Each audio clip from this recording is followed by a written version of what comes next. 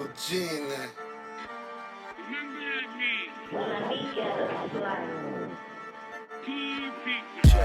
As you know, we're rolling. All right, cool. Hey, what's up, my good pizza familia? It's your boy J Peezy and my official and unofficial co-host, my brother Jamie Jones from the Wild Jones Podcast Network. So check this out.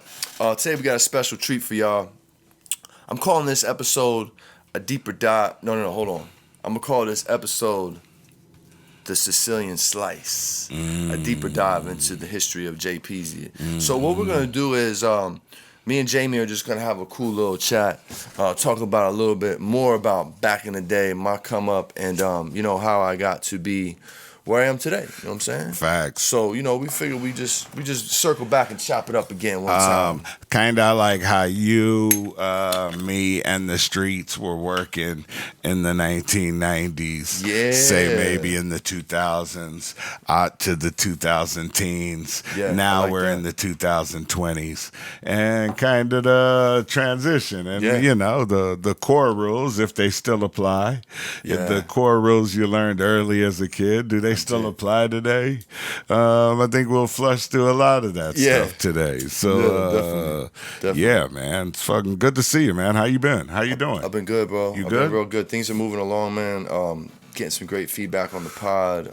Yeah, they like it. They're fucking with it, bro. It's they're kind of cool to watch the little comments and Word. shit. That's kind of fun. It is, man. And my friends back home like you too. They always tell me, Good. yo, who's Jamie, man? Is he related to JoJo? My old father-in-law, God rest his dead. Or like, is he what's his name? Was somebody? I'm like, nah, bro, y'all don't know Jamie, man. He's the homie though. It makes you feel like you know. I'm out here, yes sir. Yeah, Good man. to hang with y'all. Yeah, man. Yeah, man. It's been a wild week.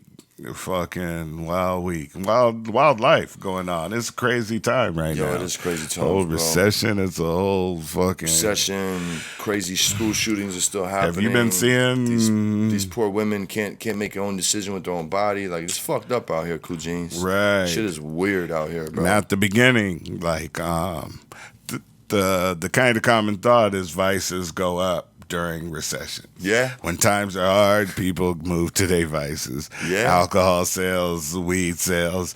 And like beginning of pandemic, we saw that. When the free money was given out and everybody was stuck at home, cannabis companies, the liquor everybody was up. 2 words. Yeah. Band camp. You feel me? We ran them fucking bands up, boy. So it was wild. Then they cut off the free money. Yeah, they did. Like, so kind Got a of little grimy. It got a little grimy out the there. real Cugines. recession is really starting to, Yeah. not the propped up, kind of sit at home with this bread and chill out for a while. Now it's kind of sit at home. It's a real one. Well, everyone's hiring and no one wants to go to work. But like, now there is a recession because inflation and everything else. People don't have it. Are you guys seeing it in the industry this time? Is it different than that? Oh, yeah. Oh, hell yeah, bro. Absolutely, bro. Because what happened, it simultaneously did a couple things, right? So the money's gone, the sales do slow up, but what happened was the money dried up, but the prices kept going lower on the packs, right? So you got all these work packs hitting in the low thousands, maybe even like under 1,000, and we're talking indoors, right? So now every little dickhead can afford to buy a pack and hustle now. So you got all these little fake hustlers hopping off the bench, trying to get money, and what that is, like I call it the little homies, right? All the little homies, kind of like the bottom. And this is no disrespect to the bottom of the totem pole, but like, look, you got to start somewhere. You start as a custy, right? Right. And when the custies start hustling and they can afford to get pounds versus an ounce off you to smoke, and they want to try their hand in hustling, that fucks up the flow going up. It does. So like, a lot of people lost a lot of customers. Exactly. Plug happening is at an all-time high. It's like normal now. And that's because also the price of the pack goes down. Yeah, man. But retail ain't going to go down but so far.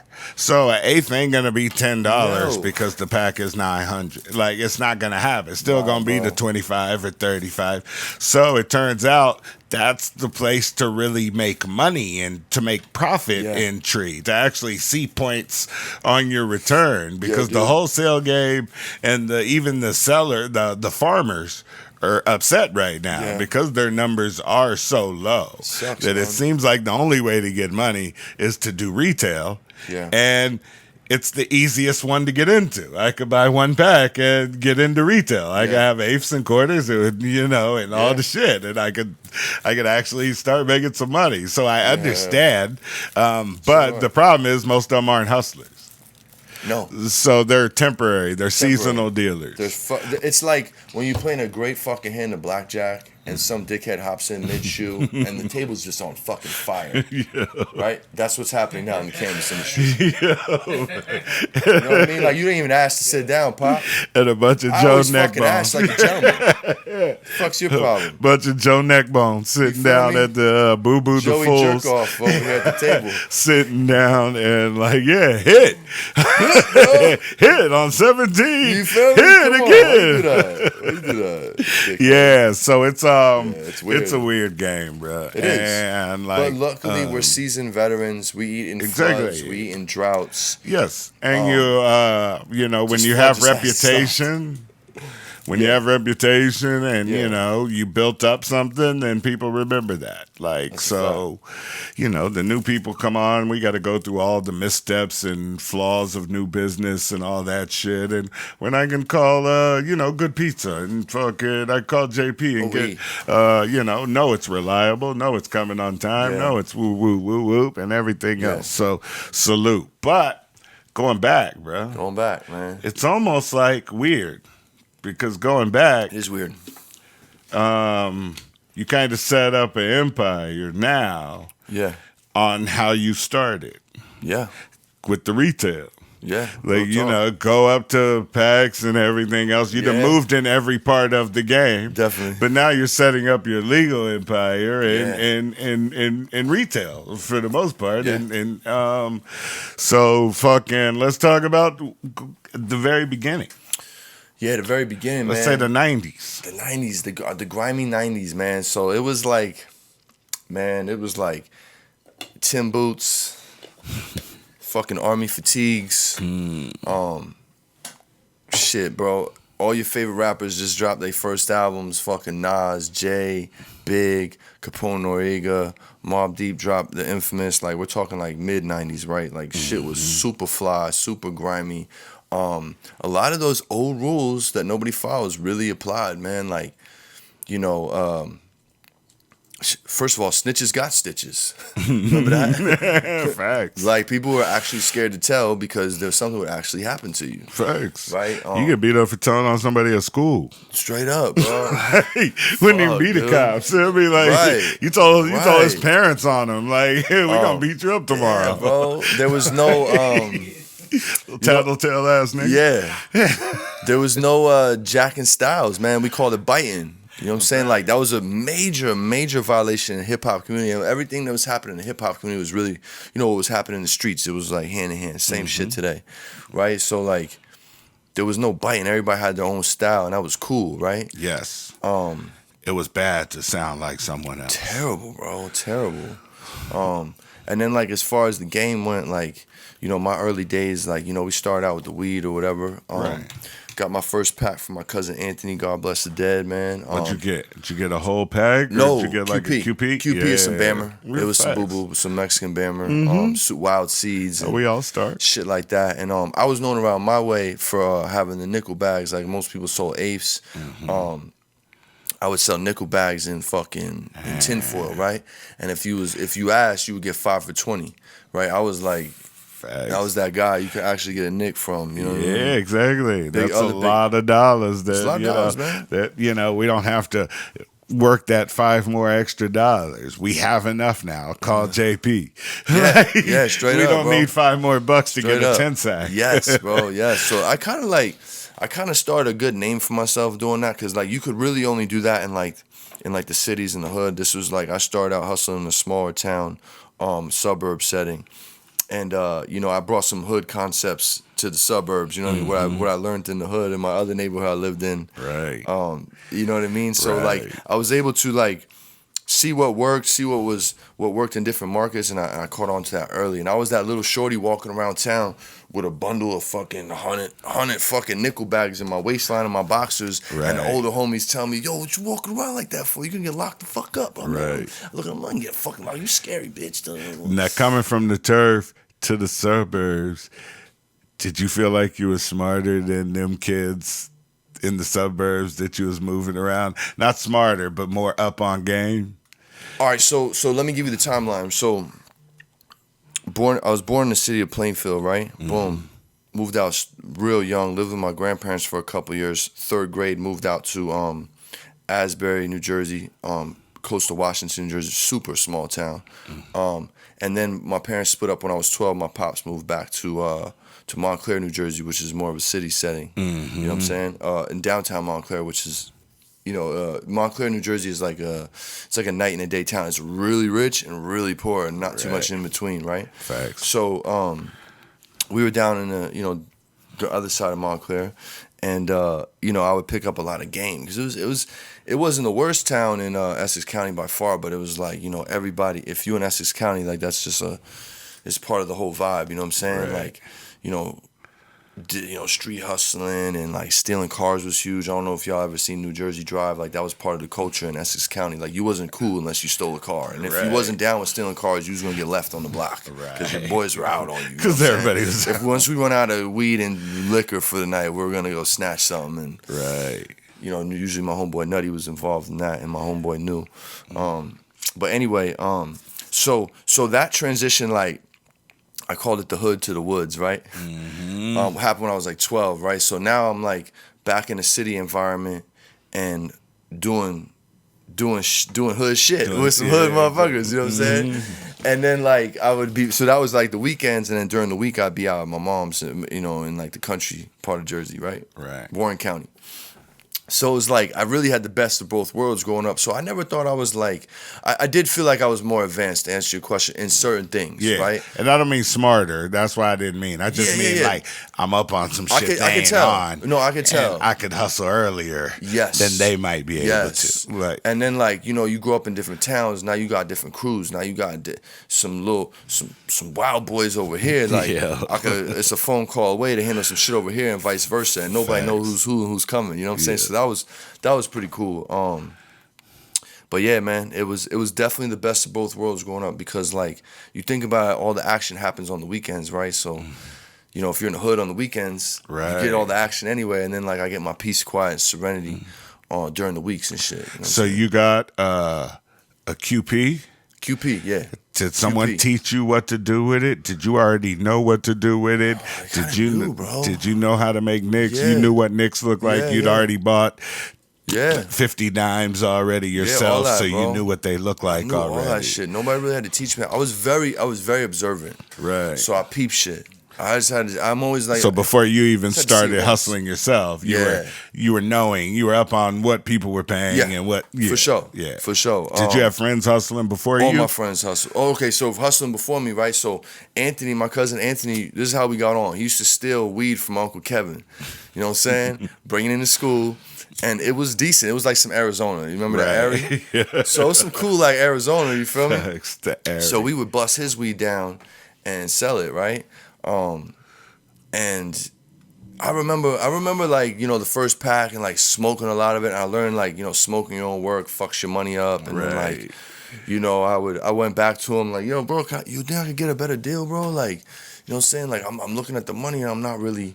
I've been smoking. He's like, bro, you just told me you were smoking. Like, fuck you took. No, man, give me my bread. Exactly. So I learned that shit real quick. You know what I'm saying? There's no like. Nah. And then throughout the years, like you see it over and over again. You know what I'm saying? Like we all have friends that suck at hustling, and you want to put them on and. Damn right. Show them some love, and they just because suck your at friends hustling. that are great at hustling can roll up and smoke.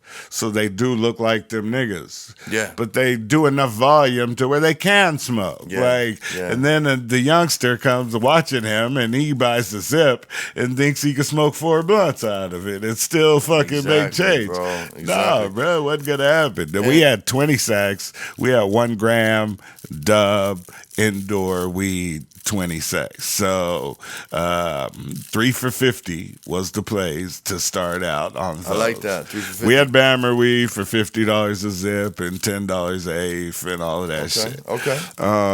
So the Bammer weed, the brown weed was. But that was still a dope deal because I remember going to Phoenix because that was like my early teen years. I would go to Phoenix. I had cousins out there and shit.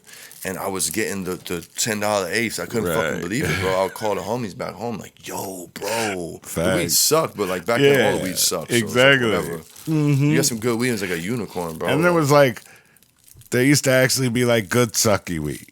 Yes. Like it wasn't all just Bam, you know what I mean? No, it so was like some Bammer was all right, like fucking in the 90s, like fucking. Definitely, bro. There was the green Bams, the almost looking indoor shit that was done well, like just be $200 more a pound type shit. But yeah, man, that was so yeah, I had all my friends, like bunch of my homies that were hustling weed right before me. Okay. So I got to watch them for like a year, maybe. Got you. While middlemaning through them, not really taking money, just making sales for them. Okay. Type shit. Like, hanging out. Like, my nigga needs some tree. Let's go give him some. And like, I'm not even asking for nothing. I'm just hanging and buying my own weed and whatchamacallit. And then quickly realized that, I can't afford the amount of smoking I want to do. Mm-hmm. So I got to start hustling this shit. Yeah. I remember learning by observation, like my older homie Joe, you know what I'm saying? I was like 12, he was like 17. He had the truck. Right. His little brother Sean was one of my best friends, so we used to like whatever he had, we was smoking, and I watched him hustle. He used to hustle out of a gas station. He used to pump gas, hustle out of the gas station. At the gas station, there was a pizzeria. So homeboy thought he was slick. He would like, sell pizzas with the weed in it and have his people deliver it to the house. You know what I'm saying? Facts. And I knew he was gonna get popped because like this is right next to the state police. You know what I'm saying? So they're always through this gas station. And they know this fucking guy. It only takes one dickhead to fuck it all up. So of course, my man's pumping gas, hitting his little fucking bong, and then the boys run down on this guy. I think his name is Brandon. Run down on Brandon, fucking knock his ass. He's done. My man's just like, oh shit, just hiding everything in the little booth. Facts. You know what I mean? Like, goddamn right. Watching all kind of shit like that, just peeping shit, bro. Yeah, I mean? One of my best friends, shout out to my homeboy BP, still to this day, since kindergarten. Him, his older brother Jeannie, God rest his dad, and his dad were all on probation or parole at the same time. Oh, fuck. So you didn't know who was getting a random raid or check for. God. You didn't know who it was for. Super hot boy. Like, it was hot as fuck. Oh, God. And it was our hangout spot. Like, obviously, because they had a 3-acre property in North Highlands. They still have today. Fucking, and, we rode dirt bikes in the back, smoked hella tree. We did all the regular, from kid to growing up, to working on cars in the big-ass shop in the back. Yeah. But every couple of months, there'd be a raid. And fucking, like, we've literally had to run into the shop, throw weed on top of the shit, throw packs, like, because they were there, like, that they never found, because their dogs was fucking with Max and Aussie, his Rottweilers and shit, and wouldn't look for a tree. But it used to be wild. This was early 90s, 93, 4, 5, 6. Yep. And, bro. Like, early, like fucking like 10, 11, 12. Exactly. Yeah, that's trip, dude. And we was fucking running. And that was so outlaw back then. That was so gangster. Yes, that shit and because pot was still illegal. Niggas would still go to jail for 2 years behind a pound of weed. Like back then. Like, so we really had to be careful. Yeah. Even though we kind of weren't careful. Yeah. In hindsight. Yeah, we blew a lot of trees riding down the street when we know that's gonna get us knocked. Yeah, right. We used to always smoke in the car, man. Fuck, bro. And hotboxing, like we did the dumb shit, like being teenagers, like in the summer with the windows up. No, don't let that air blow. It's blowing the weed around. Crazy? It's fucking like we sitting in the car, sweating, blowing 4 blunts on 4 heads, just being like extreme smokers, like fucking. Just I call it X game, and we was X gaming hard. X games with the weed. We was X gaming hard. How long can bro. we sit in this hot box and smoke exactly these and act like shit's cool? Exactly. You First one to get out's a pussy. The pussy, yeah, straight up, bro. You were a pussy for anything you did against the crew, bruh. And we did all the dumb shit. Middle of winter, all roll our windows down. First one to roll up. We're coming home from the club at 2 a.m. and it's freezing. First one rolled up's a pussy. And fuck, everybody be mad. He called it out, but still have to do it. And this fucking ass, this fucking guy. This fucking guy. like, this fucking guy. So it was like gnarly. But so the 90s, hustling, where you were coming up into your teen years through those. Fucking learning the game, late 90s, Mobb Deep, whatchamacallit. That was the theme song, man. That was like a lot of the theme music, bro. Like when I hear like Mobb Deep, Hell on Earth, or The Infamous, or like any of Nas' first couple albums, Jay shit, like, man, it just brings you back to those times, bro. And you remember, like, who you were getting money with. Exactly. Like, the cars you were in. How that song even made you feel back then. Like, I could remember that shit, bro. I could remember, like, damn, this song used to make me. And now I'm older now, I'm like, man, that was some bullshit. Yeah. You know what I'm saying? Some, right? But, like, the extents we had to go through to get it, bro. Like, as Jersey boys, sometimes we'd have to go to New York. Like, Jersey wasn't always plugged up. It was, like, New York. Right, exactly. And like, yo, they going to New York, bro. Let's get on the order. Yeah, who's going? And you had to give your money to an older homie that could drive you. Hope they didn't rip you off. You know what I'm saying? And, like, a lot of people came back, man. A lot of people came back with the work, man. I appreciate that, bro. I got some fam in Queens right now. Oh, no shit. That have a crazy retail operation, right? Cannabis? So Dope. Delivery. Dope. Been 10 years or something. Nice. Fucking. What's the name of it? Do you know the name? I know a couple of them. I forgot. Okay, all good. I might know it. I just Shout out might to not them. be able. Shout out For to them.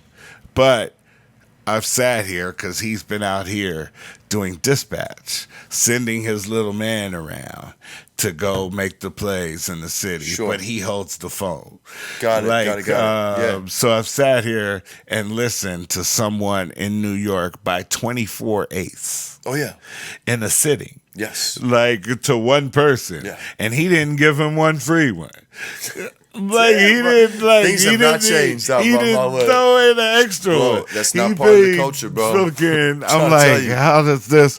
He was like, bro, he's ordering for like his whole building or something. Straight up. He may be, dude, give me 2 pink runs. 2A. Give me 2 5C want the pink runs. Exactly. 4D want the motherfucking want the wound rocks. You know what I mean? And yeah, like bro. they bought a QP in Ace. Great, no deals, ladies and gentlemen.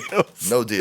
Like, and that's gnarly, man. Where you see that in a New York setting, and like and straight retail, bro. Straight retail, where we, if you buy 3 bags here in Cali, you got to get some.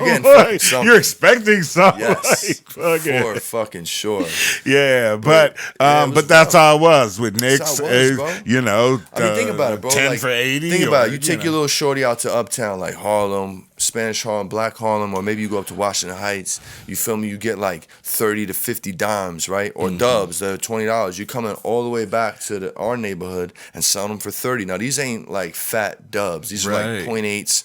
Squishy, not cured very well, purple haze, sticky. You know what I'm saying? Knock your head off because we weren't smoking anything good back then, and this shit was fire. But you weren't able then to go to New York and buy a QP. You went in and got buy the blockwork. That shit they talk about now, you don't smoke that blockwork, that's just our work packs. Blockwork back then is what you want. Because if you go get weight, trust me, you in Washington Heights getting weight back in the early 2000s, Poppy's gonna try to hit you with the bullshit packs first, unless you're a player and you say something and they fuck with you. Right. You're not getting the dimes on the block. That's why we'll be like, yo, I want that block work. Yo, fuck them bags. Give me 20 dimes. Facts. That's you know the shit. Straight up, bro. That shit, like a lot of West Coast cats don't know that part of that game. Yeah. Because we had a different culture out there. Bro. So that's because even early, like 99, 2000, when I used to go to New York, 2001, we would go to the projects and get a bunch of dimes. Yeah. And Same fucking, here. we couldn't buy Ace. And fucking, I'd be laughing at my cousin who's from Cali. Like, I know this is how it works here. He was like, I don't know what the fuck I'm gonna tell you. It's good weed at least. Like, he got that toy. He got that haze. Like, fucking running around Long Island, fucking to different spots. Yeah, and, bro. It's and like that. I was thrown off by that because we always eighth, quarter, half zip. We wasn't buying 3/8. We was like the half. Give me the half. You know, or the zip or the QP. We always from in the West Coast. We knew weight all the way up. All the way. This is where the weight from starts. young, bro. from early up to a pound. It's true. And like when I moved here, it was so crazy. Like, you know, doing all the plays and being in the house full of packs. Like little kids is always walking around the background. They don't even acknowledge the weed out here. You know what I'm saying? They just walk around in these little footballs of weed, these little units everywhere. Like y'all really grew up in this shit. Yeah, true. Like it's super regular. Now in the hood, I love it. In the Heights, Del Paso Heights, Yeah. like certain spots in North Highlands, Rennick, certain parts of the neighborhood, there were knock spots. Okay. Where you could go at any time of day or night, knock on the door and buy some You didn't really have to know them. You didn't have to fucking really know. They were well equipped. But you were just getting retail. You were just getting dimes. Sure. You were just getting whatever they were You're not selling. going for no weight. Yeah, they give you 3 for 20. You know what I'm saying? Sure. It's, you know, something like that. So there were places, but we always had a Rolodex of people that sell tree, Pot Kings. Shout out to Jamie Arco from Pot Kings. He been doing one of it the right. co-founders. He been one of the Jamie Arco, because 1 gram were dubs, right? Yeah. Like he would put 0.8s. Okay. Jamie would have 0.8, so they would be short. too. And we used to be mad at him I used to for do that for many years. Jamie used to make the most money in retail when we were wouldn't smoke teenagers. the rest? He would sell the No, rest? he'd sell all of it. He'd fucking normally a zip is $5.60 or something. 20s, 28 grams times $20. Yeah. No, he was getting like 600. He was getting that 620. Bro, I ain't gonna lie. I was doing 3.2 eighths, 0.8 dubs. I was a scumbag for many years. And then you know what? Karma's a motherfucker, bro, because the shit that kept coming around. One of my plugs kept hitting me. There'd be weird ass shake in the bottom, but didn't match up with the weed. I'm like, and I learned this shit from him. And I started calling him out on it, and then all of a sudden the bags got better, and you know, whatever. Jamie's saving grace. Shout out to my brother, still to this day out here rocking. Yeah, shout out. He always had like top 3 tree. Okay. In so he the was the guy neighborhood. that had the issue It would be a always. little short. But you know it's that fire. So when the first 2 fire dudes didn't answer your call or was out to dinner with their old lady or some dumb shit, and like, short ass. I gotta call Jamie. Shout out to Jamie, man. Shout out Jamie. My dog. Josh was fucking a little more generous. The Pot King guys, they were out in the streets. Shout out to them because they turned it legal and did it the right way. They actually had to go to jail for it early years type shit. So they are the ones that we want to see go legal. The guys who were in the industry before, like, you know, have a chance from the streets, from the neighborhood, like, you know, didn't get any breaks, went in fucking, went through the medical and transitioned into the legal and thrived for a long time. So shout out to Pot Kings. Word, shout out but Pot Kings, yes, dogs, I tell them all the time, they have billboards under on places where I've met them at underneath the billboard. in the 90s to buy some tree. Epic, like fucking. That's full circle shit, bro. That's full circle. Dope. Like fucking. That's good pizza right there. That's live shit. So, and they were eighth and whatchamacallit, moved up to pound guys, hustling. Yeah. Fucking Josh got pulled over in the fucking Benz tinted with some weed on him. Don't carry no big weight on you. And he knew the whole day was a mistake. This is 15, 17 years ago. Yeah. The whole day was a mistake. Should fucking switch cars like supposed to. Yep.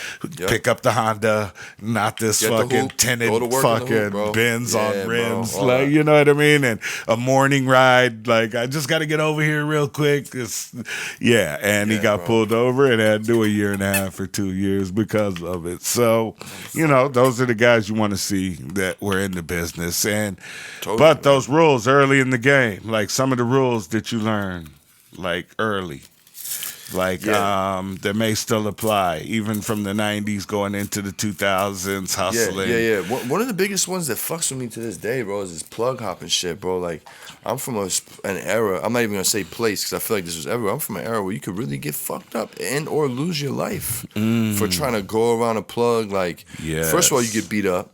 Second of all, nobody would fuck with you. Third of all, like, people would know about it. True. I'm like, damn, yo, you heard what homeboy did? You know what I'm saying? Now it's just sliding somebody's DM, watch who tags who, slide in the DM, hey, can I? Yeah. Hopefully you talk like a civilized human, just don't go prices. No. What the pound hitting for. Or like, I've never talked to you in my life, bro. Or they'll use your name and say, first? yo, I'm JP's man. I'm JP. Can I work with you? Yeah. Like, you know what? I'm going to give you youngins some game real quick. Here's how you do it when you hop in a DM. It doesn't always work, but here's how it might work. Hey, what's up? I'm JP. I see we're both friends with such and such. Hey, man, I would love to do some good business. I could come up with as many referrals as you want. I could give you my ID. Hope we could work together. I love what you got going on. Peace and grease. You know what I'm saying? That and will mind give you so much. And this is considering that this is not one of your plugs, really close friends who you met in person through that guy. We're talking on a fair game. I just know who he is from the industry, and I'm gonna reach out. Exactly. That's all free and fair, clear in the world. But the guy you met yesterday with JP, and now you're in the DMs today, like fucking trying to get action at him. That is, and we tell each other. Like, we're going to screenshot it and send it to the guy. Like, you're going to look like a fucking... That's the funny part, is goofball, that the guys see it all the time, and your reputation falls for it all the time. Bro. Like, every time. Even if you don't get beat up. A lot of guys don't get smacked. No, it's not I mean, if you fucked up some money, and you made some money with a guy, you made a play with a guy, you might, like... But just to reach out for the phone number probably won't get you. It'll get, hey, who is this your man? He's hitting me up. Yo, you know what's crazy though? My man, we're talking about this the other day, and my boy was just, it's becoming so normal. He's just like, yo, bro, I just told him that's how it is, bro. Like, this is how it works these days, bro. Just keep better work, or you just gotta do better. Like, what the fuck? Like, it's kind of like the snitching thing. Like, everybody's like, well, I don't want to get fucked up get an extra charge for intimidating a witness, and this and that. Like, bro, it's fucked up. So yeah, that definitely, like, the old rules, like, the plug hopping shit, that's crazy. And it's way more prevalent now. And the snitching thing is out of control. I think 6ix9ine really just made snitching, like, kind of, I'm not gonna say cool or okay, but like the fact that nothing happened to this dude, and I don't wish danger on nobody, but like maybe him though. Our plugs. I think back in the 90s and 2000s, our plugs weren't trying to be popular. Yeah, okay, that too. That's a fucking great point. So they weren't about to just hop onto a new... Like, it wasn't as easy to find my plug. There you go. Back in the day. Fucking legends, bro. And I kept him hidden. He wanted me to keep him hidden for the most part. His street name. Yeah, you know what I'm saying? You damn sure didn't know his last name. Mm-hmm. But a lot of times, in the 90s, my customers didn't know who I was getting treat from. Yeah, bro. Like, never. My best friends. No. Unless they knew, and I told them I had to go to Bob because my main guy was out. So I got some Bob right now, who's another neighborhood guy who fucking, and I'll tell him that, yo, this is, I got it from Bob. But normally at my plug is kind of my plug. I'm not giving you that shit. Like, but now our plugs have Instagrams and our plugs post, and our plugs are trying to get more popular as well. So it's harder to keep them under wraps. It's like a double-edged sword. It's not all the buyer's fault because he's seeing the nigga. Okay. Well, we see that. Okay, so we see that too on the other side. But so like, the protocol part is real. If I met this guy through you, and I know you deal with him, I'm not allowed to go around you and try to deal with him. I got to do that through you. Until it's told by both of you guys, like go ahead and rock. That's my man. Y'all know each other now. Go ahead and rock. Like nobody pays the guy forever if you actually give a guy access to him. But speaking of paying, bro, that's how real it was. Like if you really wanted a plug, you had to pay for the plug. Like I've seen people sell plugs for 10 bands for a phone number, 5 bands, 1,000, couple hundred. I've seen it all. I've seen probably the most I've ever seen paid for a plug. Like, yo, 10 bands. Yo, give me 10 bands. I'll make the intro. You do you.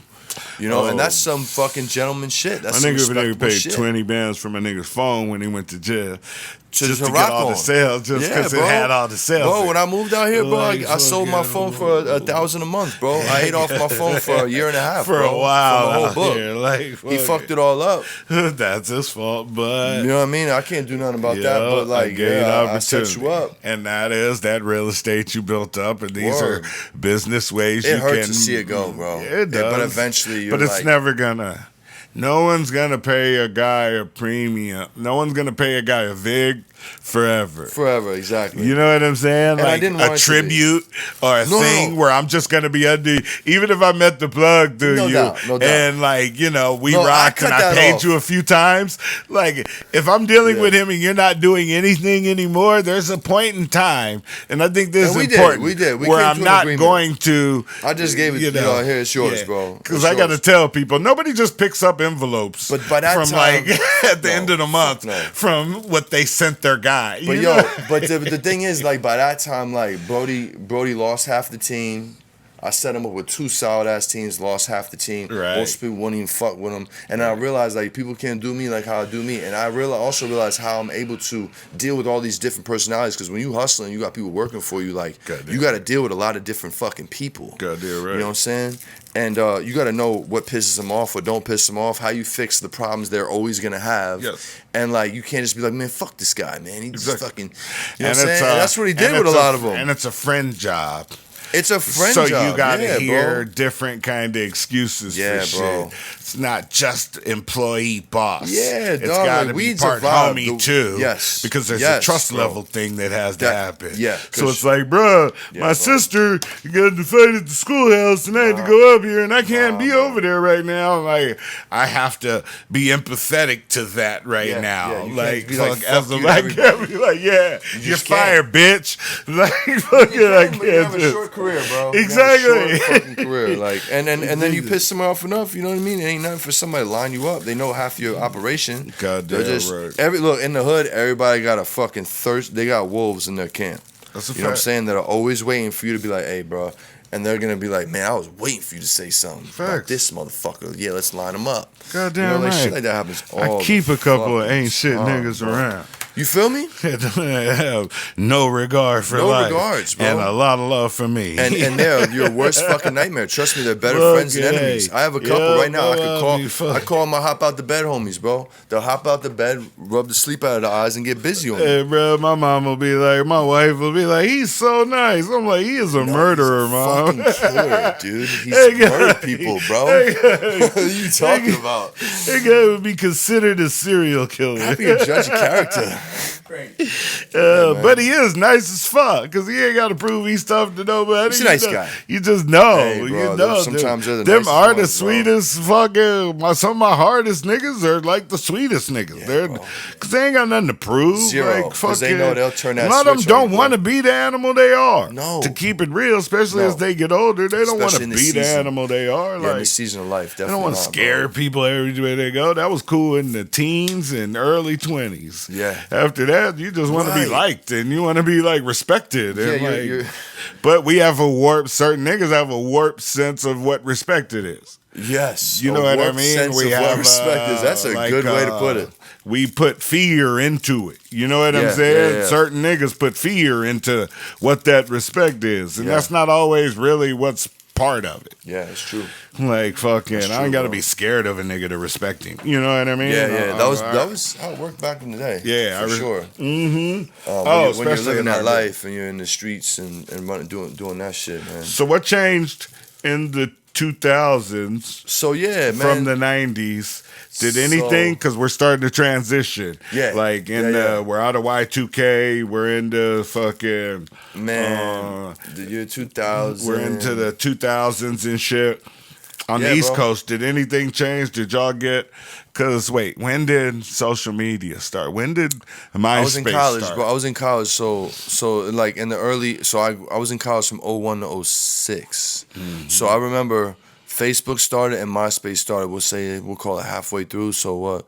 04-ish? 0405-ish. And then I started, I remember one of my homegirls, she set me up on Facebook because I didn't know how to fucking do it. Exactly. And like, we would just be like wilding on like the main page, getting caught, like hopping on people's posts, not knowing everybody could see it. Right. Like, you feel me? And like you could only, and it was cool because like you had to be a college student to be on Facebook. You had that .edu when it started. Right. And word my shit's still Kane.edu, man. Shout out to Kane. Word. That's why. But yeah, how did transition, like, all right, so you gotta remember, this is like, boom, 50 Cent came out. The streets was on fucking fire. That summer was so wild.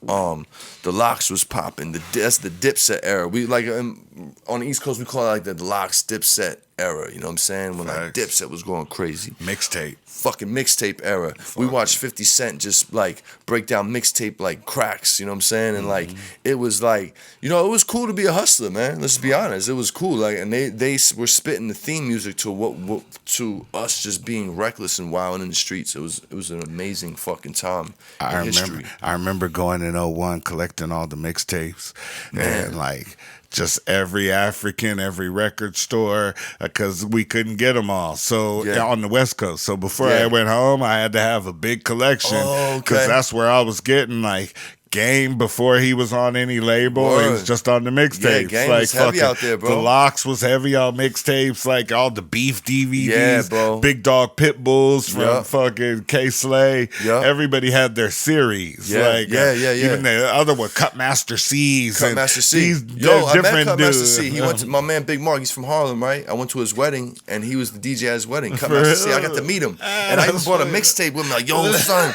and I'm talking about cassette. Yeah. Like, yo, I just wanted you. I'm not trying to fan out on you, bro, but like, my man told me I was, and then I brought the mixtape. Like, look, he was tripping. It was a 20-year-old fucking tape, bro. Facts. Cutmaster C, yeah, man. I never knew what he looked like. No, I just would buy and you remember DJ SNS? Yes, he used to scream, bro. He used to scream. Yo, that was my first mixtape ever, and guess what was on it? Right. It was called "Fuck You, Pay Me." It was a black dude with an afro and mad guns. They just like dirty guns too, like like they're not the new ones. Facts. And here's what songs were on it: 10 Crack Commandments. Ooh. Before the shit dropped. There was this wild fucking Mobb Deep featuring Cormega song with the Godfather beat as the beat. Cormega. Crime Connection is called. Cormega used to spit. Kicking the Door was on that shit. Last Days was on that shit. Like, this was like, I'm in my pop's whip. I'm 12 years old. MOP. I'm in my pop's whip, and he made me bring me home to my mom's, and we just got back from New York, and I'm just listening to in my Walkman with the cassette. Facts. I'm just like, oh my God, this is life, bro. This is crazy. Yep. So, so boom, this is that era, right?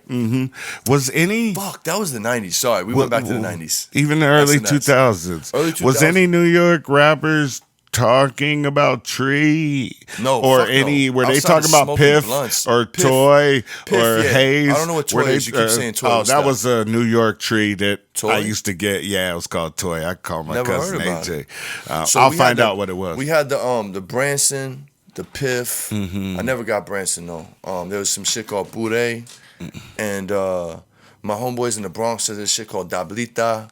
But were you guys on?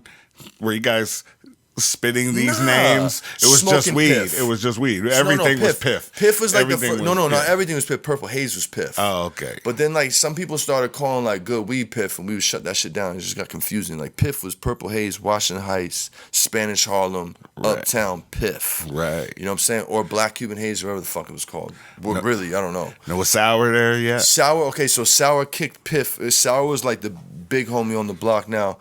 Piff was kind of like the little homie when Sour came. When Sour came, it shut Piff down. Jadakiss, if you listen to the Hayes verse Sour, like skits that him and Jada and Styles P would do, Jada was like the only one really rocking with Piff still. Right. You know what I'm saying? He was Purple Haze for life. Like if you didn't have like a shirt, you know, like welcome to, you know, and it said the hood, you know what I'm saying? Like welcome to Washington Heights, the home of the Haze shirt.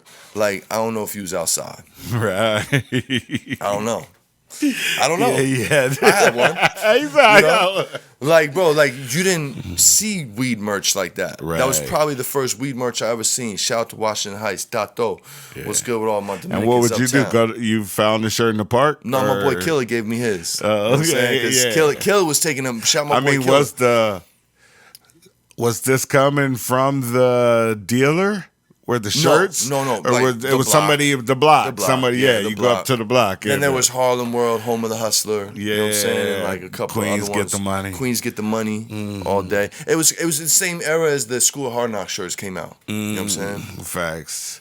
So you're hustling around these times. So we hustling everything now. We doing it all. The only thing I wasn't hustling was meth and dope. Heroin, you know what I'm saying? Everything else, but the Molly, the Miles, the Prisnils, the you know what I'm saying, the weed and the shrooms whenever I can get my hands on it. Facts. So like we were moving real mean.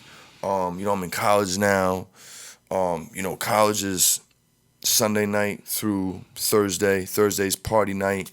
Get fucked up. Friday, I hit somebody from around the way. Come scoop me up. I got some weed for you.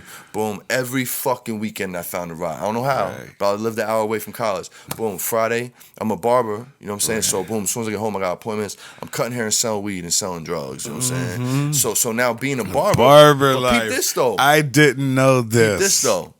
Being a barber, everybody tells you everything. You know what I'm saying? So I fully understand. My ear was to I the understand street. you so much more, Bro. Since I just learned that 10 seconds ago. My ear was to the street, bro. Like everybody tells you everything. Look. I always said like, look, if somebody's gonna let you put a razor blade on their Adam's apple and not flinch, there's a level of trust that you have with each other. Facts. You know what I'm saying? So like people will get and I'm a people person. I could talk anyway. So you come to my mom's, I set up my shit, I cut you up. Man.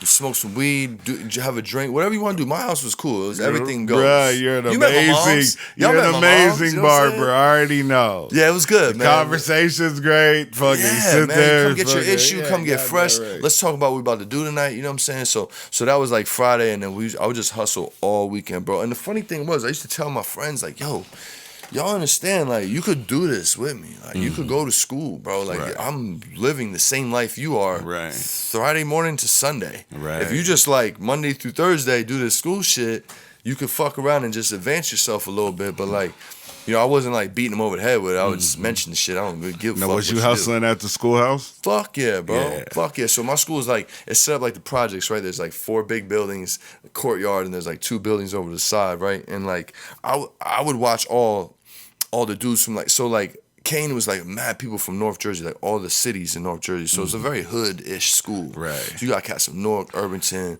Montclair, East Orange, you know what I'm saying, Jersey City, Bergen, like all the hoods right in that little northeast pocket. So I would watch them hustle like they were still in their project building. Right. And they would always get knocked first because they're doing what you said. Yeah. They're not on the stoop with it, but they're on the door all fucking day, bro. So I moved a little meaner. So I would see them get their doors kicked in, and I was very selective on how I did business, you know what I'm saying? Yeah. And then like shout out my plug Sha, my boy Shahid and shit, like my barber at school plugged me with his man Phil, who then plugged me with the big plug Sha, and Sha he was a fucking legend, bro. Like he was a real hustler, man. Yeah. Like Plainfield, Elizabeth, New Jersey, like super gangster, like moved real militant. I learned a lot from that dude.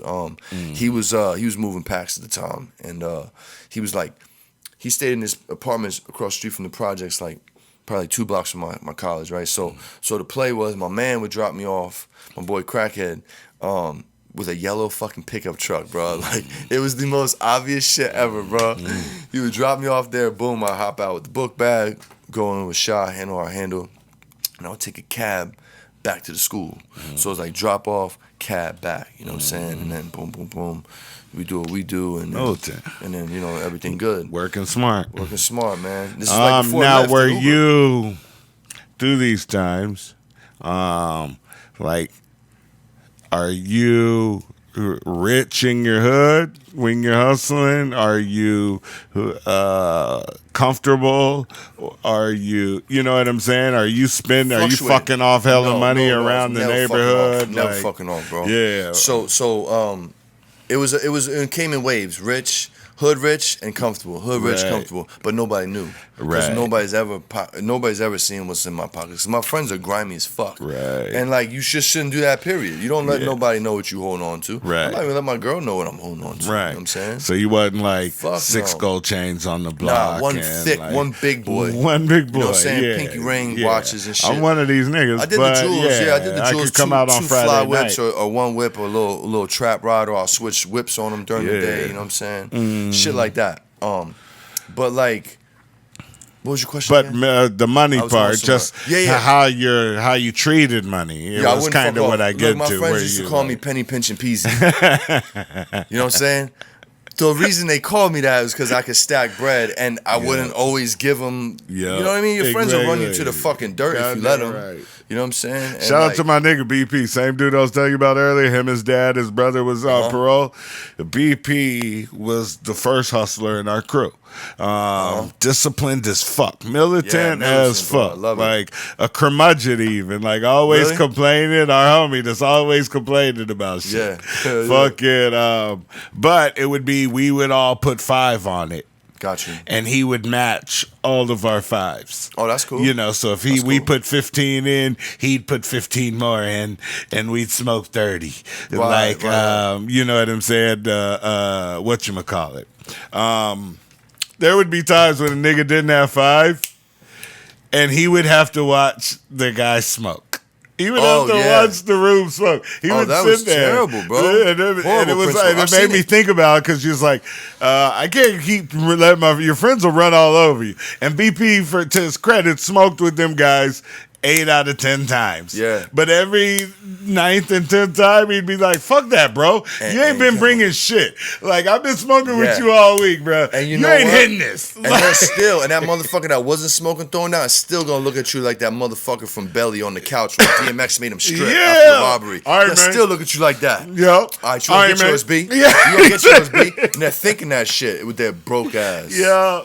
And he'd had the nigga to fucking, he'd had the nigga to roast, like, when we were, like, down to the bottom and shit, and be like, and they smoking too. You want to hit this? And they smoke that motherfucker down to the corner. Booger would grab it, but shout out to my nigga Booger. Yeah, I had a Booger.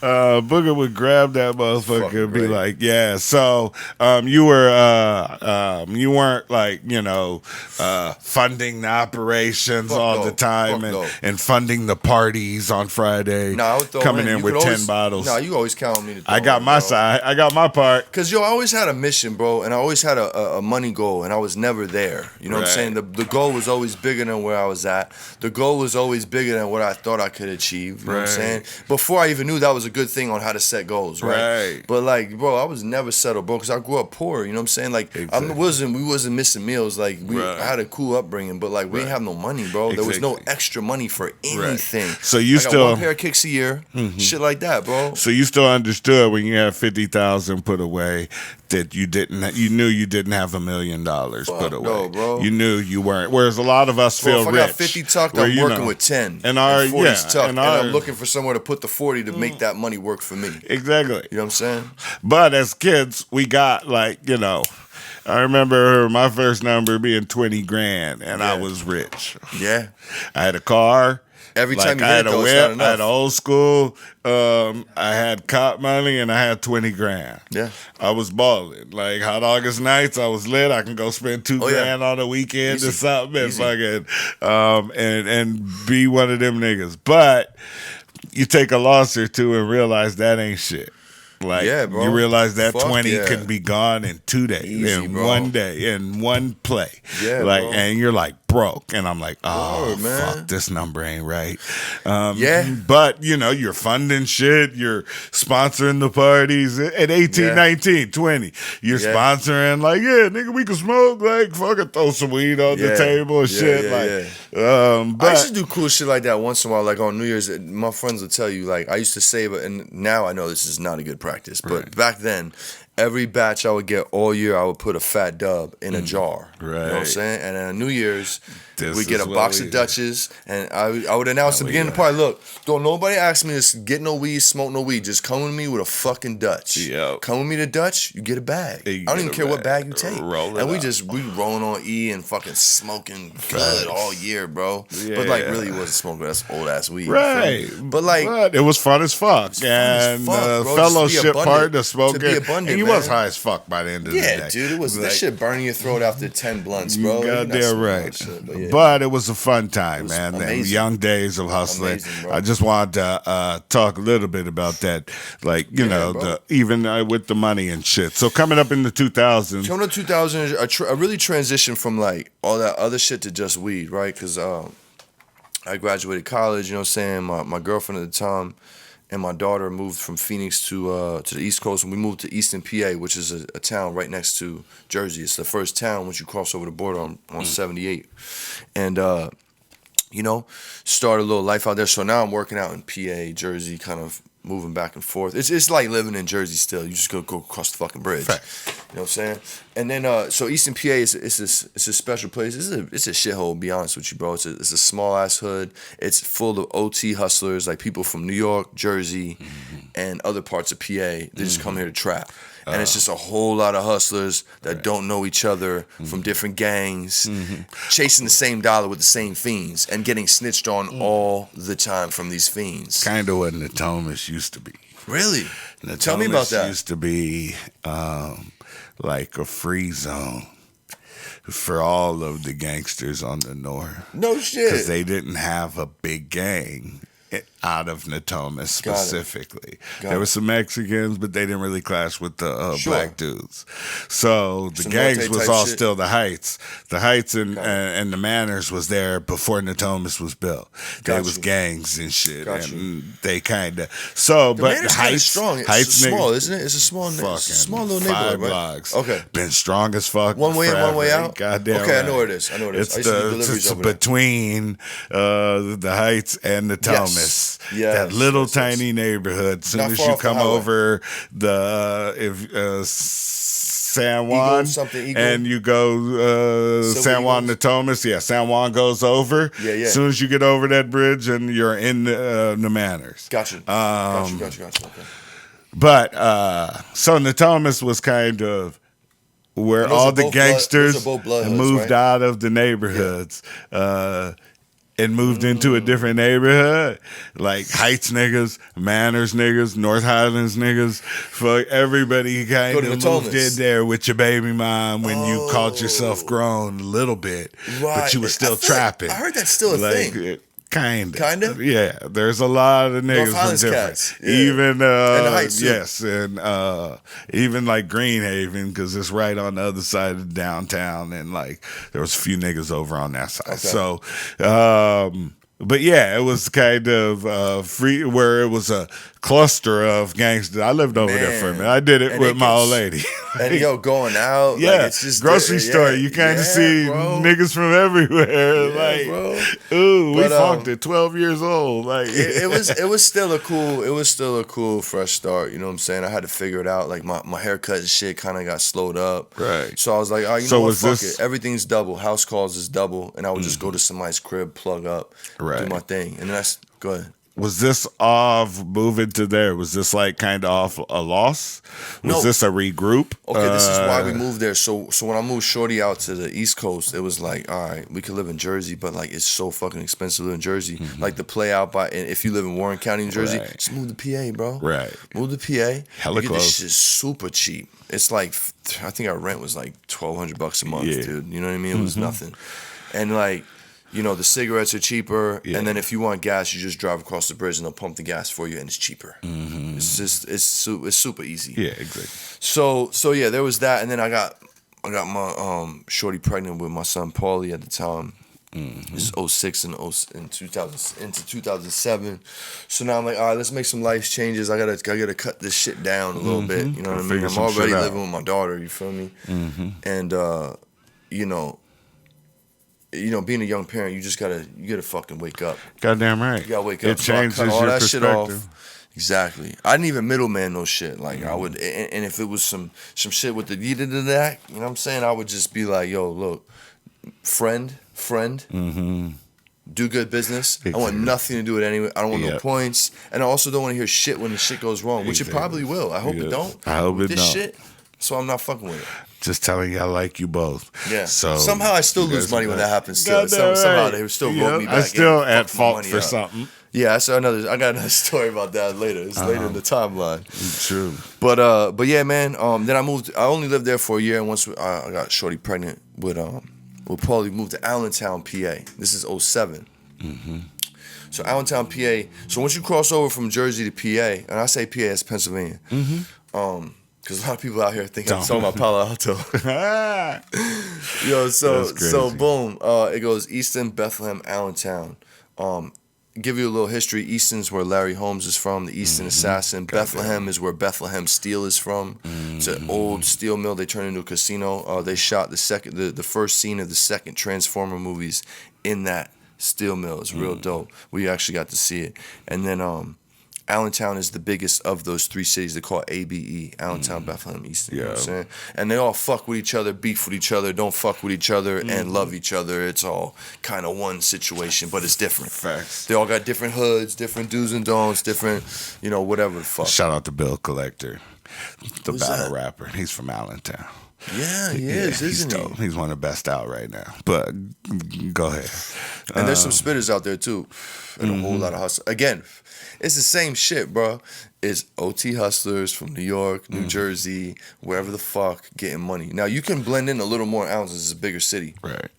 and it's it's just it was easier for me to move to, and it worked really well for me because nobody knew me. Right. So I could do what I do over here, do what I do over there, and it was cool. And I was very conscious of how I formed my network. Right. You know what I'm saying? A couple little scumbags snuck in. Right. But whatever. Which is something else I want to ask you about. Like, kind of, we've been talking about hustling through the 90s and 2000s, and we're into the middle of the 2000s or whatnot. But, like, we talked about some of the successes, but what are some of the losses like that are happening during these? And I don't want to get too far in because you might remember some from the 90s that are like, you know what I'm saying? What are some of the, because, we know that's not just the sweet side of the game in this game. There's the headaches, the physical aches, and you know what I mean? Yeah, bro. Yeah, everything definitely. else that comes with that. All the bosses take losses, man. Goddamn right. You know there are no Floyd Mayweathers in our game. Not in our game. Fuck no. I like that saying, actually. I say my first major L's was was personal losses from people, you know what I'm saying? Like, when you grow up with somebody and you never picture life without him. Like, it's your right-hand man, it's your brother. Like, you got a different love and relationship with him more than your own brother because you go through life and your fucking loyalty's constantly tested, and like you fighting together, you getting jumped together, like all the shit, you know what I'm saying? Mean girls together. Fucking bitches together, like all that, you know what I'm saying? Like, so it's like, damn, man, like when my brother Ills passed, like my right-hand man, his name was Nael Salam Khalir. Now, he was raised by two older brothers, a lot older, and they're from North New Jersey, Brick City. And if I could just explain to you what Brick City is, I would just tell you Ills. I would just tell you Sharif. I would just tell you Khalif. Like, if you knew these dudes, you'd be like, oh, all right, that's North. Like, old North. You know how people say old Brooklyn? I don't know if y'all know that, but it's just like referring to that place in a time where it was super live, super grimy. Right. It was just like, fuck.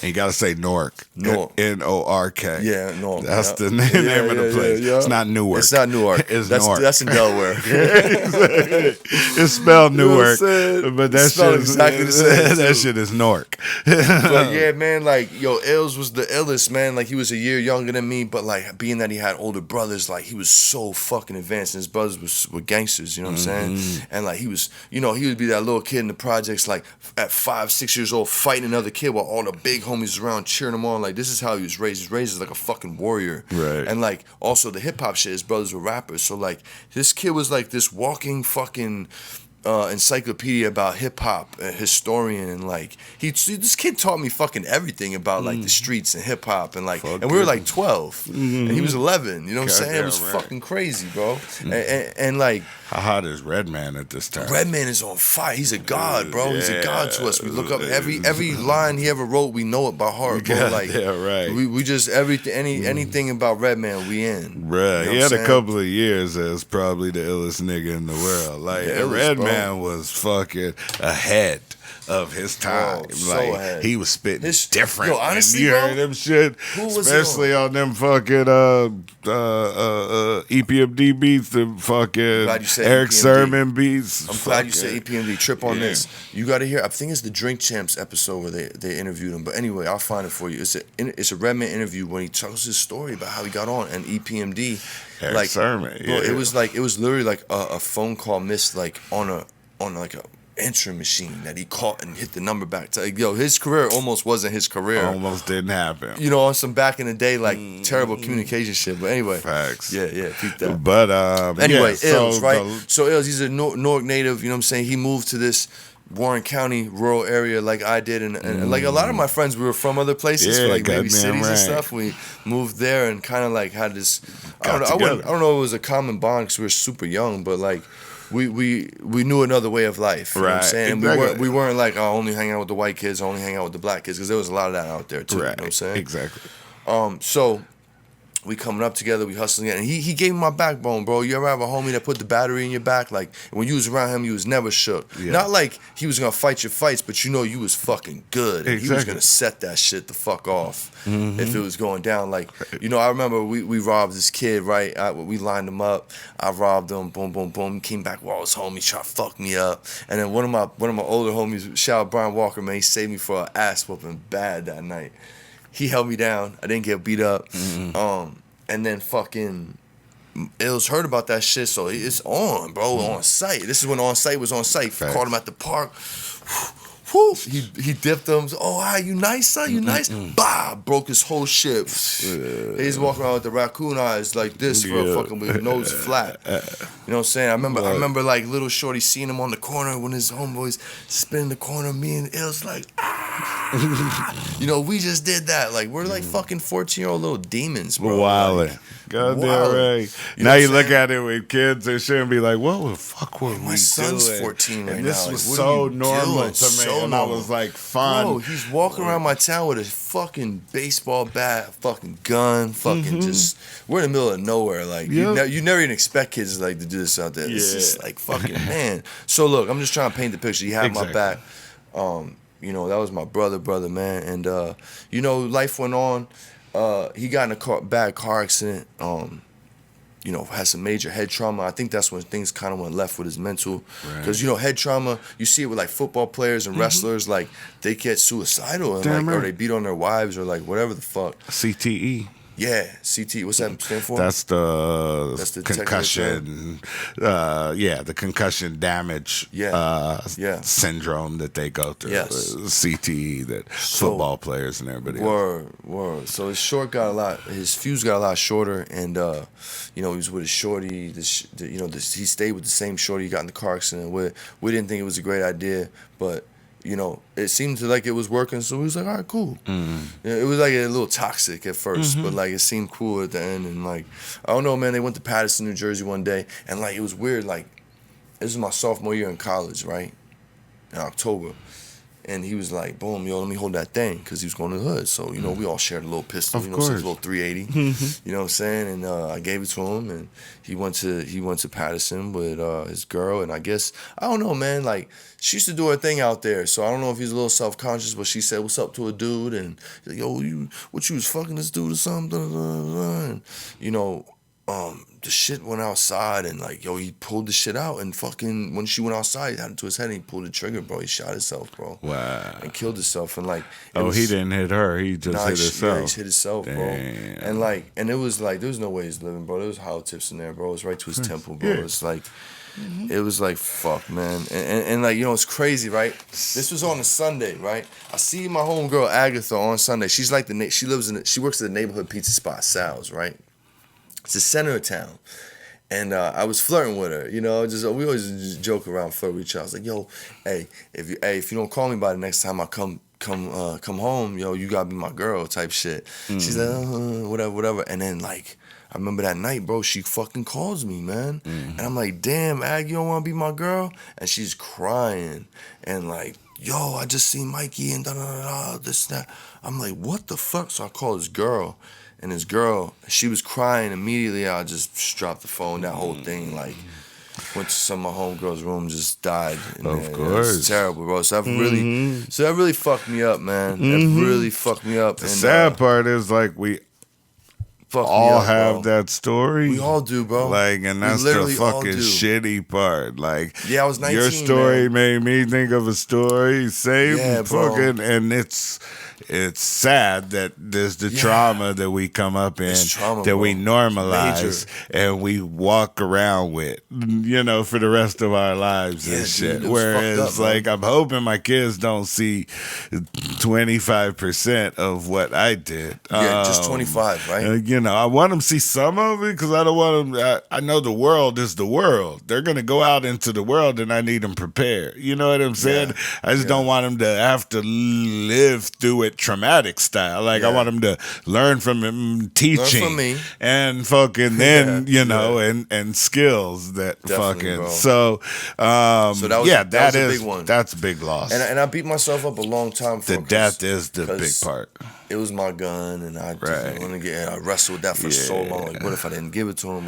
And we were supposed to kick it that day. What if I just tried a little harder getting at him? And it just was fucked up, bro. And then you know, another loss we took. It was you know, I learned we hustled one summer, the whole summer. It was summer of 2003.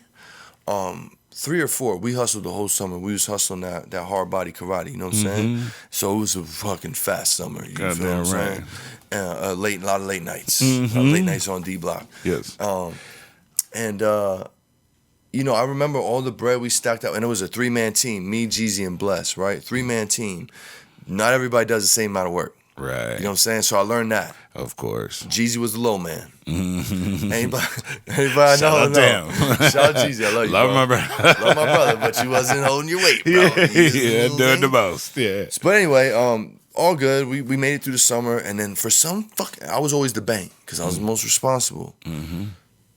Fucking some reason, man, I let Bless hold the bank, and Bless came up to my college. We're all up there getting fucked up. All I remember is he had like 100 E-pills and like a sheet of acid and some weed. And they fucking left. He had all the money, all the work. And they go through fucking Clinton, man. You don't go through Clinton. You take the long way. You take exit 11. You go the back way. They went through fucking Clinton, bro. And Clinton's just so racist. If you're black in Clinton, it's over for you, bro. Right. They're taking you all out. They're doing the whole deal. It's terrible.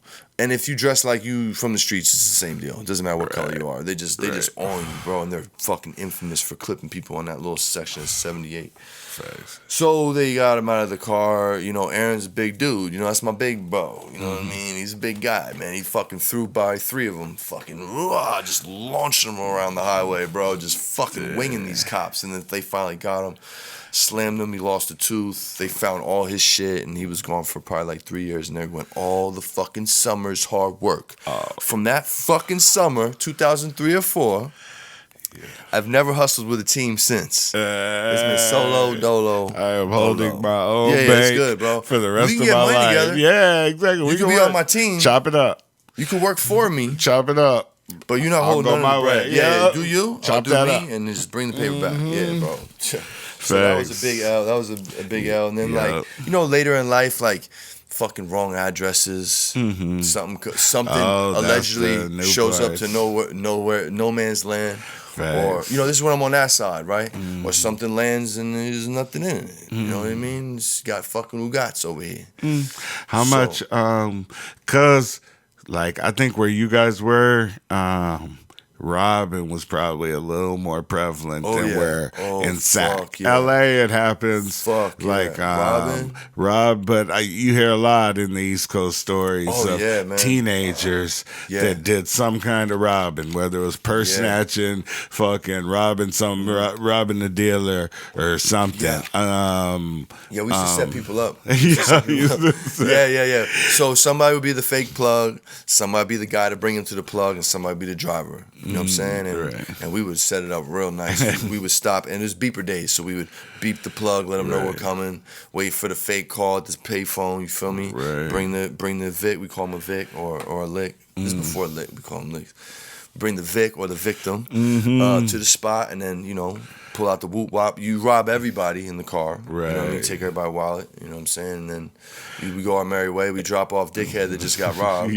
Say, oh my God, we'll let you know if we hear anything. And then we chop it up. You know what I'm saying? But listen, just a disclaimer. That was very short lived. I figured out what karma was real quick, and shit happens back to you, and you're like, but it didn't feel good when you were doing it anyway. Because I feel like I did have a good heart through all the bullshit I did. Right. I had a good upbringing. And we did it. We did all the shit. We did all the shit. We did it, bro. I guess we probably did more stealing than robbing in Sac. Like, fucking, you kick in the nigga's door and take it and shit when he's not there. Oh, not there. Or fucking like that. Niggas did home invasions. Yeah, I met a couple. They happened. Fucking. They had some pretty wild stories. Shot the fucking. Josh took a shot. From your way, too, actually. Yeah. Fucking. A lot of goons from your way, bro. Josh thinks, for years, we thought a famous rapper shot him. I'll tell you after the show. Okay. Fucking. Yeah, bro. So there was a lot of robbing, man. A lot of my friends got robbed. A lot of robbed at gunpoint. It's a cool part of the game. People get shot in the back. They'll hop in the backseat of your car. My man took one through the back. Boom. Right. You know what I mean? Robbed. He played dead and shit. Right. So you got robbed for in a deal before? Did I ever get robbed? I don't think so, bro. Nah, he probably just got stolen. Oh no. One of my workers ran off. And tried to hit me with the let's go to war, bitch ass white boy. I'm like, oh man. I'm like, bro. Yeah. I'm like, okay. And then I seen him. He ain't do shit, and we were with our kids, and I was kind of turning up on him, and wifey told me to chill. And, the kid, we were with the kids at the pumpkin patch, man. I was the lucky motherfucker, man. Lucky motherfucker. And that's part of the game. But as well. That fat fuck got robbed mad time since. Like, bro, I heard, he's at the club right around the corner from my crib, bro. They stripped him, took all that chains and shit. Bro thought it was me, son.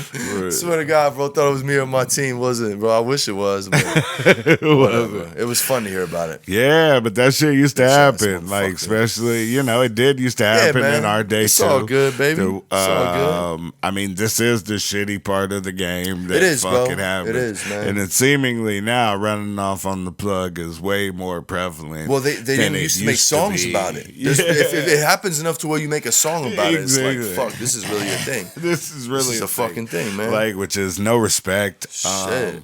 It's stepping over $1 to get to a dime. Yeah.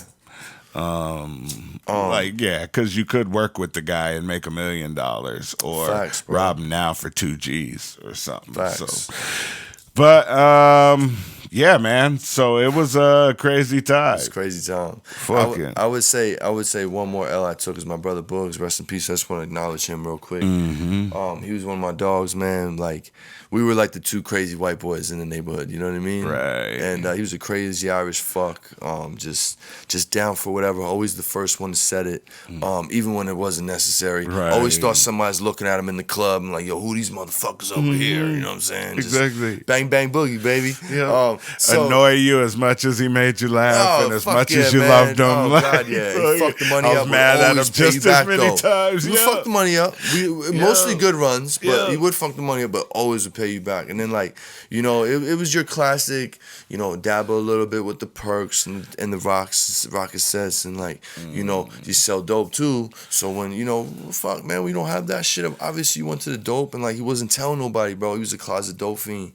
And then like, fuck, bro. It was to the point where we got a phone call that his baby mom, like he just had his son, my godson, Jason, just found out I'm the godfather. Boom. His son's in fucking NICU unit in Philly. Fucking month later, I get a call Sunday morning from Tosh, as his baby mom's, and she found him in the fucking bathroom with needles on him, dead, bro. Fucked us up, bro. And my wife was very close with him too, and like, bro, it hurt so bad. Like that was a hurt piece, man. Yeah. And like, yo, that was it for me for the East Coast, but that was really the beginning and end for me. I buried one too many friends, bro, and that one hurt so bad. I was like, I gotta get the fuck out of here, man. I feel like I'm gonna die if I stay out here. Like, goddamn right. I feel like it's time to fucking go, bro. I did the same shit. 27. I was like hustling. I just got married and was like, I can't do this forever. It's coming. All my friends is getting knocked.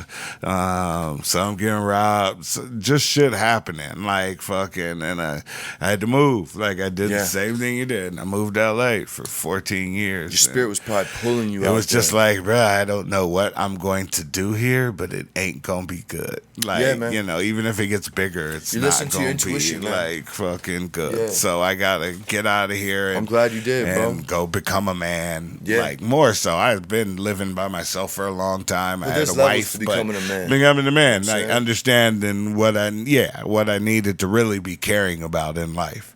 What my priorities were then as what they needed to be. And fucking I had to go find that shit. And seemingly you did the same. Yeah, man. After watching a lot of despair through the good times and like fucking. That's why I love that poem I just read in the beginning of the pod. Like when I read that, it's a timeless poem. That was from a generation before me. Facts. You know what I'm saying? Yeah. It's just like it's timeless shit, bro. It is. Jersey shit, man. It fits. It does. It does. Shout out to all the fucking ones who lost and fucking all the ones that ain't here. Yeah, man. We love y'all, man. This one's for you. Paved the way in this game. Word, man. Beautiful people, man. Us to be able to miss y'all, man. Yeah. Fucking miss y'all, man. And we'll keep your name alive forever. Because, yo, my man told me that the only time somebody will die is when the last person alive speaks their name. You know what I'm saying? That's why it's so important to keep your homie's name alive. And my homies will tell you, man, I'm that guy, bro. I'm like,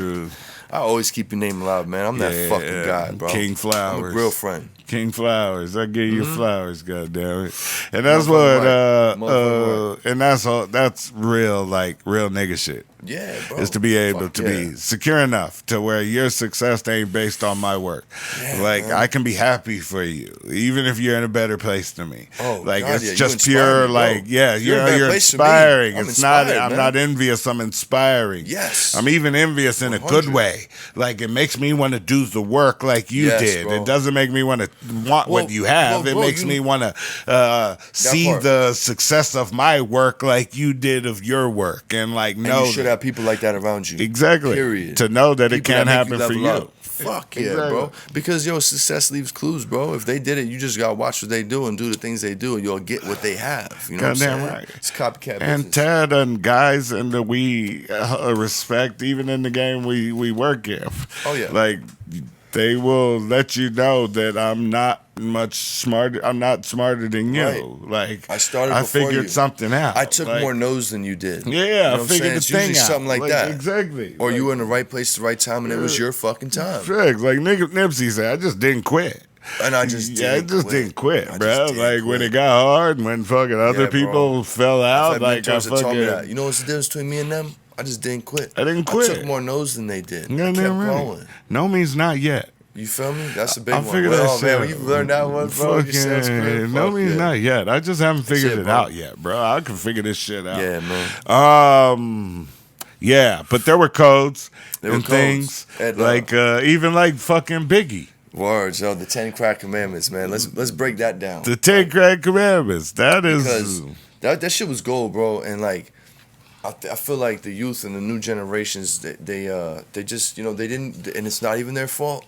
they didn't grow up with some of these codes because their big homie wasn't shit, or maybe they didn't have a big homie, or just shit's different now. The influence is different. And I feel like whatever's happening in the music is really what's happening in their world, and just that alone tells me everything. You know what I'm saying? So like, if we break down the 10 crack commandments, we'll just do it for the game, like the 10 game commandments. And let's see how they play, like how they play, how relevant they still are. How relevant they still are. So number one was never let no one know how much dough you hold. I already touched on that. Facts. I don't because he said that cheddar breed jealousy get your man stuck up, have your ass fucked up, right? Because that cheddar breed jealousy. You know what I'm saying? You don't want to let your man, because bro, like I said, every team, every crew has a couple wolves in the crew. Damn right. And when wolves are hungry, they're gonna fucking eat. And they might not directly rob you. They might have somebody else line you. I've seen it all. And what is a big percentage of what social media guys is doing? Oh man, they're bragging. Yeah, they want the pieces. Yeah, bags. Yeah, like when Runts came out. Yeah, I had Runts for $45 an eighth or $50 an eighth with the bag. Oh yeah, because I didn't have the full amount of bags for the pack. Yeah, so fucking people were paying $5 extra. Oh yeah, to get the bag. Yeah, just to take that picture and brag on their homie. Yeah, and guys do it with watches, rings, and everything, trips, bro. and everything else. Yeah, and I don't know if number one is being heated today as much as it is. Bro, it's not. It's a dangerous thing, man. It's almost until you get robbed or killed, hopefully not killed, or assaulted. You know what I'm saying? Terrible. But I've never been one to flaunt money or like brag on niggas on social media. Nah. Like to the world. No, I'll show you my I'll show you me having I'll show you me having a good time and enjoying my life. My stunts are different, bro. But it's not. Bro. Yes, exactly. Me being a good dad's a stunt. Me taking and my kids on vacations is a stunt. See weird. Jealousy weird, comments, side comments. Yeah. Even when I'm enjoying my life with my family. Which makes you question them, motherfucker. Yeah, it makes me look at them sideways, of course. But you see, or feel sad for them. A lot of times I feel sad for them because they're really in a sunken place and they're where they're really hurting. They're hurting. And like fucking for me to be enjoying my life, because I'm not counting bread like Floyd Mayweather. I purposefully never do that. No, bro. Like fucking. You'll never see my money counter, bro. You'll never see motherfuckers got money counters. You ain't gonna see it. You ain't gonna see the You ain't even gonna hear it in the background, bro. You're not even gonna hear it. I don't want you to know I'm counting money. Fuck out of here. So but a lot of guys do. So the next rule, right, is never let them know your next move. Rule number 2, never let them know your next move. Bro, don't you know bad boys move in silence and violence? True. You know what I'm saying? So people from my era, we move in silence, bro. Like, and there was some people that were very violent, man. Yeah. You're not even gonna see it coming. So don't let people know where you're gonna be. And that's big now with the Instagram tagging where you are, going live. How many times have we seen these poor kids get killed live or because of where they're at? I mean, fuck. And bro. talk about what you, in a general sense, talk about what you did yesterday, not what you're gonna do tomorrow. Exactly. Like keep tomorrow yourself, because that's a dream until it happens. Yeah. Like fucking talk about what you really did, because that's what matters. The point you put on the board. Yeah. So talk about what you've actually accomplished, and don't talk about. I don't mind a guy talking about his accomplishments, because you know that sells more, and like I understand what it does. But it's the guys who just lie and tell me what they gonna do a lot. Yeah. Then you start looking wild, and you don't want to give up what you're about to do, because there's copycats out there, and there's a lot. Especially now. A lot of people jump on your ideas. So if you have a good one. Connected now. Exactly. Than when this was written. Exactly. You know what I'm saying? So it's a little deeper now. For sure. Rule number 3, never trust nobody. So all right, so I'm gonna not say not trust nobody, but like you can. It's okay to do this 2 ways. You know what I mean? You can give somebody trust until they fuck it up, right? Because if you don't trust nobody, it's gonna be really hard for you to open up your network, right? But like once somebody shows you who they are, believe them. Facts. You know what I'm saying? And I trust you with what what I put in front of you. You know what I'm saying? I trust you with what I put in front of you. Yeah. Like I don't, like I don't give anybody my bank card number. You know what I'm saying? Man, like that's not a trust. That's not a normal thing. Don't put a weird temptation in front right. of you know but in our business, there's a lot of trust that has to happen there's a because lot. We can't call the cops in a lot of instances, especially in the past. Yeah, we're getting to the point now where we kind of can't, and they don't care. But they don't care anyway. But we couldn't call the cops, so we have a trust level that we have to work with the people that we're working with. There is a level of in any vice, in any game, whether it's gambling, you take the call, he doesn't pay up immediately. There's a level of trust that has to happen. Until it's broken, there just has to be consequences when it's broken. When it does, So in the crack game, a little different. You trust less. You trust less. You're dealing with a lot more grimy people, which I think what Biggie was kind of referring to. Because look, you serving fiends, bro. They're thinking 10,000 moves ahead of you all day because their mind's fucking racing. You can't even. It's not even possible to think as fast as a crackhead. Exactly. You know what I'm saying? So like they got 10 moves ahead of you always. Ahead of you. They're just waiting for you to slip up anything. A little bit. Opening your palm, nigga. Pat your hand up, catch them, and be on the run and like a fucking touchdown. And so yes, in that game, in our game, it's a little different. There is trust that needs to be had. And look, if I can trust you with my money, my lady, and what was the third one? Around my kids. Mm-hmm. We're good. I can trust you. You're a solid individual. Mm-hmm. Number 4, never get high on your own supply. What else do I need to say? It's never, nobody's ever won doing that. Yeah. Okay. Except us with the weed shit. Okay. There's no kind of weed plug. We get a lot of weed. You know what I'm saying? And eventually it's almost free. You know what I'm saying? So unless you sell weed on a large scale, pay attention to number 4. Number 5, never sell no crack where you rest at. We'll say never sell no work where you rest at. This is a good one. That applies to all drugs. We've all done it, but you shouldn't do it because if it goes down, they got everything. Exactly. And you can lose your kids. I've seen that happen too. Not to me, but to friends. That goddamn credit, forget it. Well, no, that goddamn credit dead it. You think crackheads paying you back, shit, forget it. Yeah, man, credit's a sticky one, man. It's here. It's here. It's here. You have to do it. You have to do it in a traditional market. You know what I mean? Sometimes you can't, especially in this day, this era, this situation, this climate we're in right now with the flooded market. Like, you're going to have to let somebody run with some bags. Sure. You're not selling them all yourself. And if you are, fucking salute. Good for you. You're fucking killing it. But even most, goes back to the trust. Most good brokers aren't buying all the things. They're good brokers because they are reliable. Exactly. The samples go back. They make orders. The money comes. The deal happens. Shit's flowing. And there's a trust level that has to happen of a broker. But he works kind of solely on credit.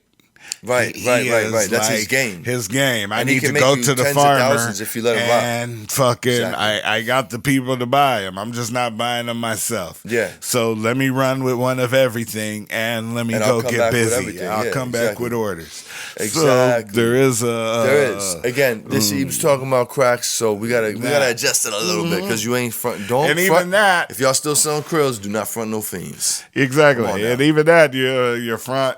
The plug will front you a bird. The plug will, the things will happen. Things will happen. You'll buy one, he give you 2 extra. You know what I mean? And there is that. But, we understand what you're saying. We get you, big. Be careful with who you fucking be safe, though. Give some money to. So the next one is number 7.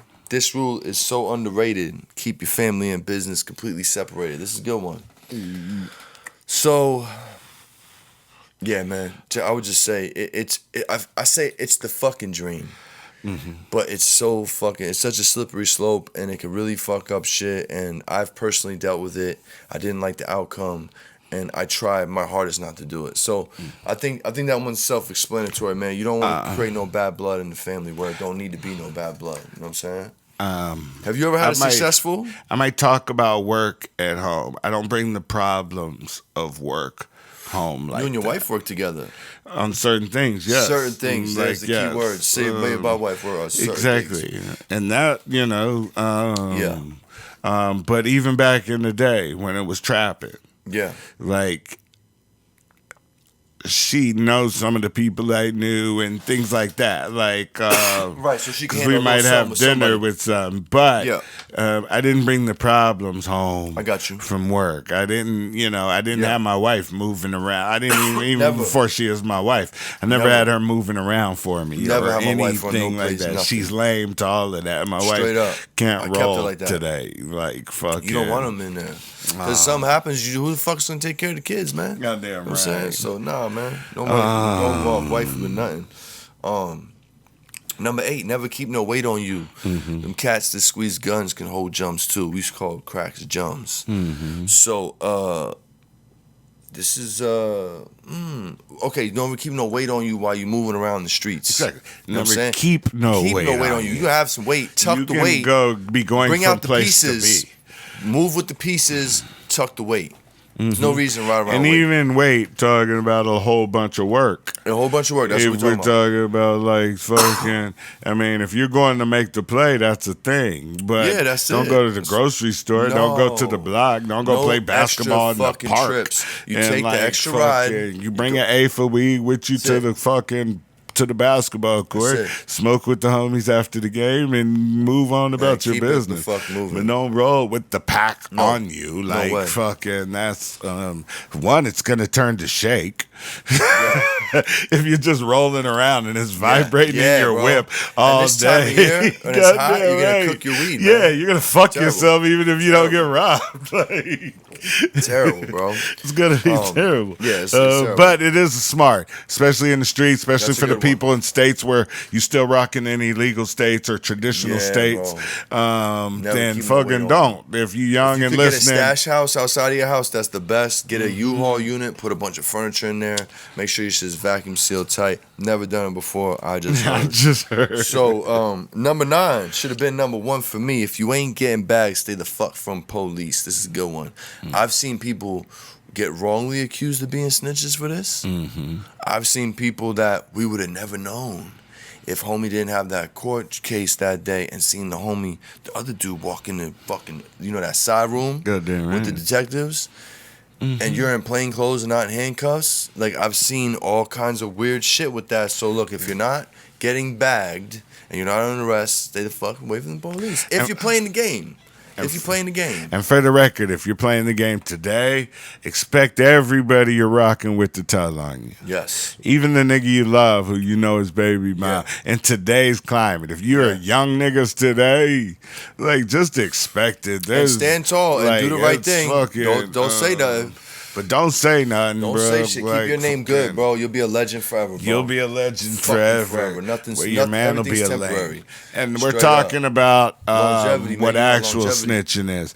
That is you two doing crimes together. You get knocked, implementing him into your story. No, you got knocked. You take down for what you got knocked with, and you stand on whatever you standing on. Exactly. You don't bring anybody else into your drama. We're not talking about the tree jumper on the corner that's fucking touching kids and shit. No, get him the fuck out of here, and who gives a fuck? If y'all doing the same shit, if you're on the same bullshit. Like, fucking, exactly. Don't do that. Nah, that's but cool. if we crimies and we out here and we know what's happening and we chose this game called the streets, then we got to keep our actions in these games called the streets. And act accordingly.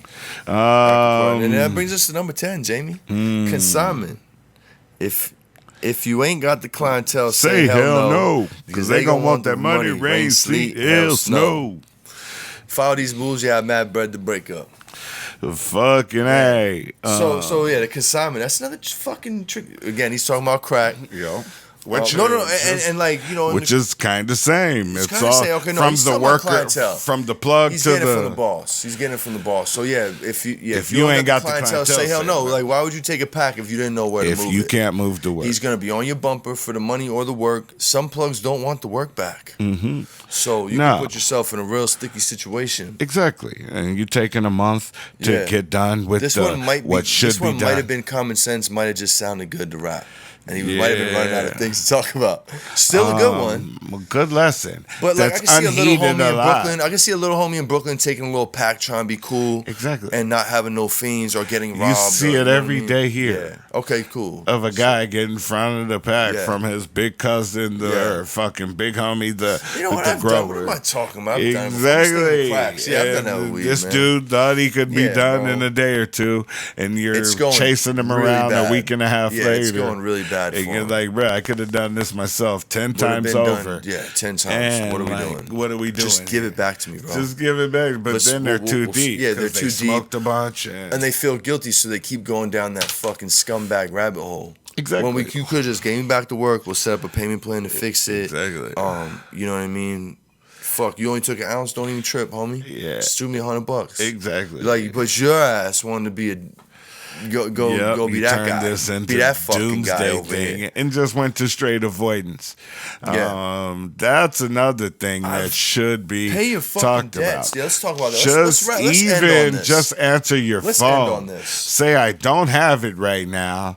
I'm not gonna have it for a week. I'm fucked up. And what can I figure out with you? Right. Better than not answering your phone and just avoid. You and me. I could probably say this. I can definitely say this about you. We got 25 plus years in this shit, right? Mm-hmm. You think you can't come talk to me about some shit you just fucked up? You think I ain't see what you did before? You think I haven't talked 5 guys through what you just fucked up before successfully? Exactly. And now we still friends. Exactly. You feel me? Like, but they don't. People will fuck up $1 million relationship over hundreds or thousands or a couple $100. Exactly. I've seen it happen. Goddamn right. God damn it, man. Motherfuckers, and there's the ones that you try to teach because you like genuinely like them. Like, bro, you send them the message like, bro, this ain't that bad. Like, just hit me. We can figure it out. Like, bro, I like you. Like, fucking, it's cool. I think we'll figure it out.